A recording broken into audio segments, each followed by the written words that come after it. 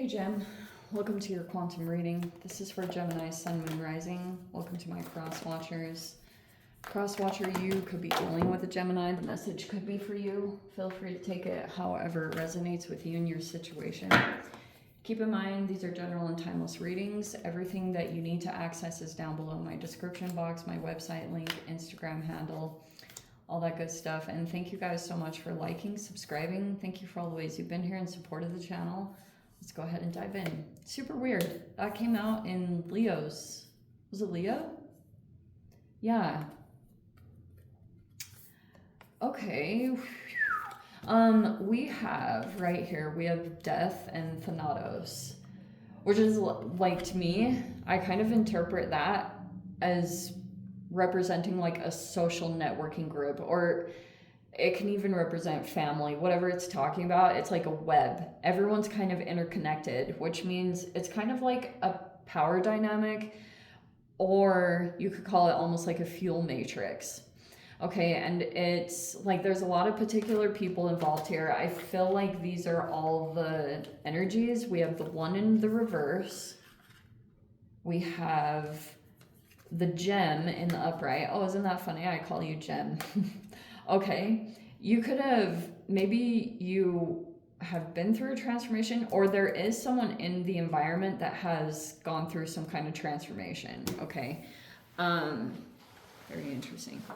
And we have a visionary here, or there's some people that are trying to work toward a vision at this time. There's also an older female, whether this is like a mother, it's like a matriarch in the group, and someone could be going to them. But yeah, so we've got a masculine here. I don't know if they have a child, or they're just some kind of, they delegate and they lead.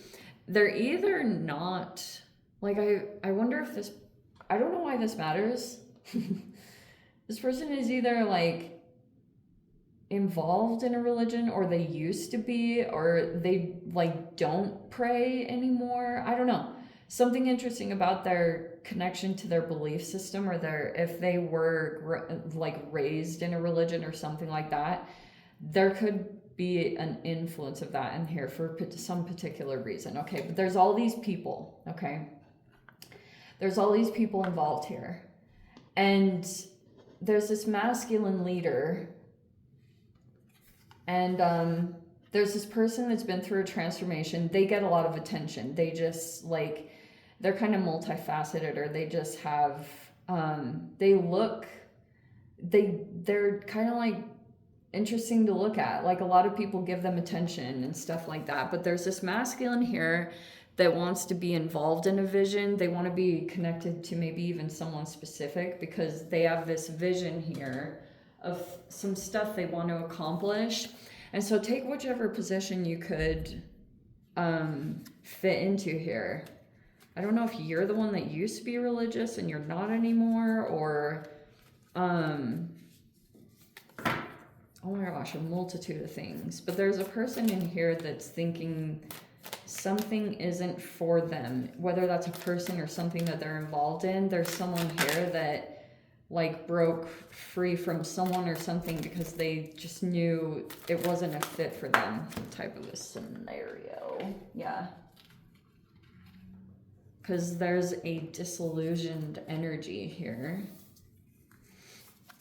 We have the Ten of Pentacles in the reverse. We have the Chariot in the upright. We have the King of Swords in the reverse. We have Chiron in the reverse. But that's in the center here. And we have the Moon in the reverse. Okay. You have to give me a second. And there's the Seven of Cups in the reverse, which is like, I know I'm just saying reverse and all this, but it'll, I'll make sense of it in a second. There's the Nine of Swords in the reverse. There's the Wheel of Fortune.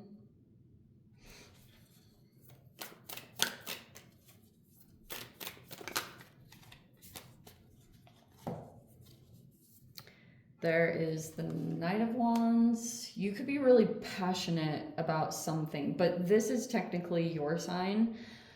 But sometimes you can embody your opposite signs traits, and your opposite sign is Sagittarius. So sometimes you can delve a little bit into your opposite sign. Oh my gosh, I'm not even making that up. There's the Temperance in the reverse.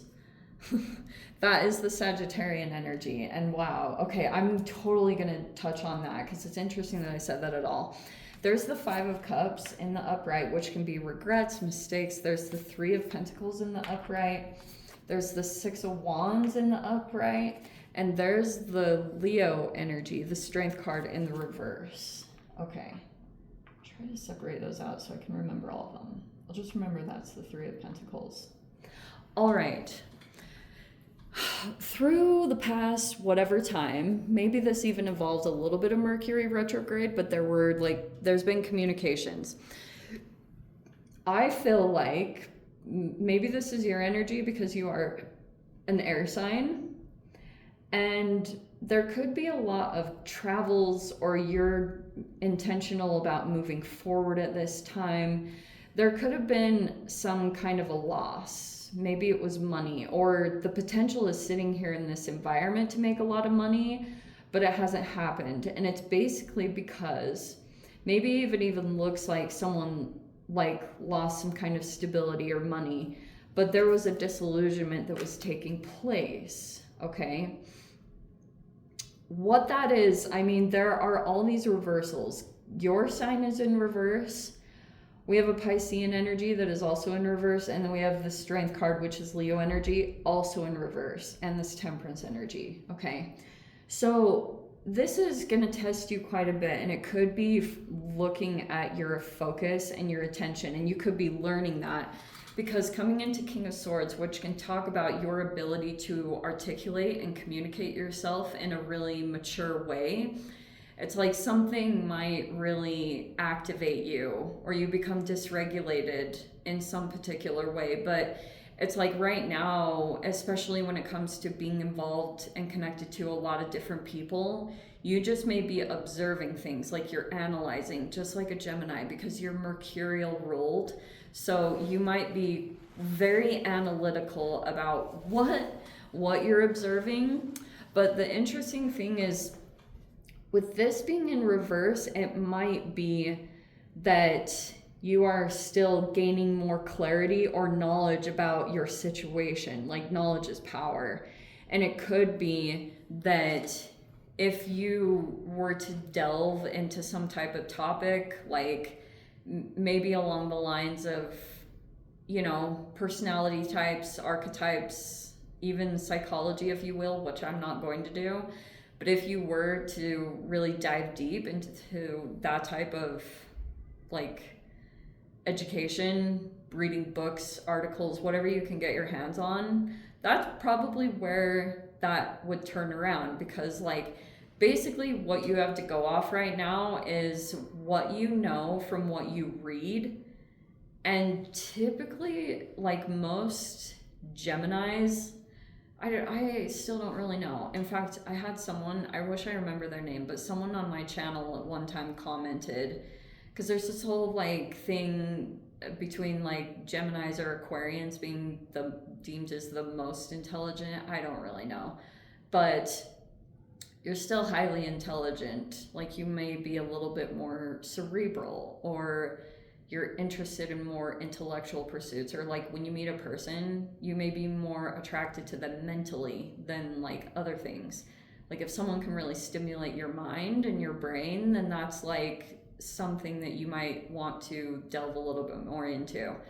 But basically what you have to do right now, you have to connect the dots between things that you read and what you're experiencing, because everything that you're involved in, it has cycles. It has patterns that you observe. And if you're able to look at the patterns, you can usually kind of, what's the proper word? Predict is maybe one word to describe it, but it's you can kind of figure out cycles of what you're dealing with just by looking at the patterns that are going on around you.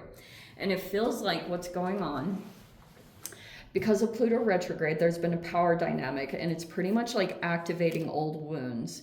And sometimes people will come out of these social situations and they'll go right back out. And certain things are going to specifically like trigger you. That's why I was saying internally, there's this moment here where you either become dysregulated or you lose your patience. And that's kind of the Knight of Wands. It's like an impulsivity aspect to this, which may affect you. Because there's all this movement that's going around. Like you could be aware of it. Someone that's like, there's distance involved, someone that's doing something, and it's to try to affect someone's money or stability, trying to maybe even purposely make someone lose money. And so it's like, through this process, you may be going through a disillusionment. You're either looking at someone specific and thinking that like they're not who they are, but it's like not all is what it seems. And that's why I was saying you have to completely detach from your reactivity in any way, because what will happen if you're looking at a person and you're thinking that they are in any way just like maybe not what they seem or whatever your perception is of them, it's like there's still this strength card in the reverse. And there's this whole molecular genetics like field of study. And there's this guy named Robert Sapolsky, and he has all these like amazing lectures on molecular genetics and like epigenetics, a bunch of stuff like that. And he teaches at Stanford, or at least he used to. And he talked about when you're involved in social settings, like you have something biologically programmed within you that is like tribal. And whenever you are, even though some of the people that you're connected to might hurt you sometimes, or maybe it even is borderline abusive, when there's an energy that gets ostracized from the group situation, it starts activating this tribal unit. And even you can become like very defensive or stand up for people, or you become like highly reactive toward people that you're protective of, because it's like that tribal instinct that gets triggered.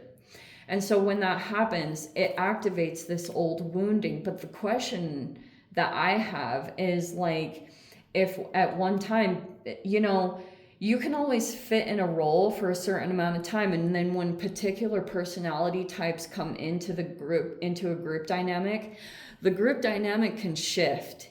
So it will generally turn into, like, let's say one particular person is generally the black sheep or the scapegoat of the unit. And there's another one that's like, here's our golden child, okay? Here's the one that's like really given a lot of good accolades to, shiny, very attractive, but there's always kind of this weird comparison. Like they get a lot of attention and like positive like attention that comes toward them. And then when there's a comparison, like let's say that person is in the environment and you are the black sheep, and there's this comparison, like a lot of stuff will generally get projected onto you, and you can feel as though like, if there's people involved, they go and spend more time in this person's energy, or they go to their class, or they go do something specific with that person, and they don't always come to yours. That's when you know that you're in the dynamic. But that's why I was saying, let's say another energy comes in and they're much more sensitive or impressionable, or there's a lot more projected onto them. Because this is like a projector in general. They mirror everyone. This could be a highly sensitive, empathic person, and they absorb a lot, or they mirror a lot. And people that haven't faced their shadow self will become very reactive and activated by this person mirroring them.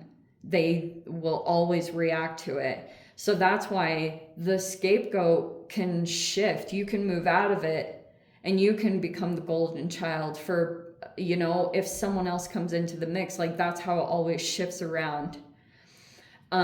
Because it's all like this fuel matrix that's set up, and it's all basically just like chemical programming inside of your body that manifests in the human dynamics that are surrounding.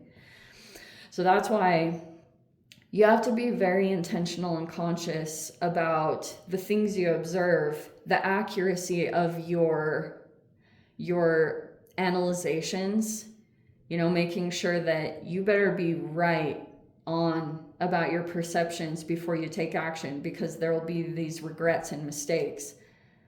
Like, don't just fly off the handle because your ego is starting to get overly involved and your emotions have become reacted, or like that molecular genetics, like your tribal instincts have all of a sudden kicked on, but you're strangely finding yourself defending a person that hurt you before.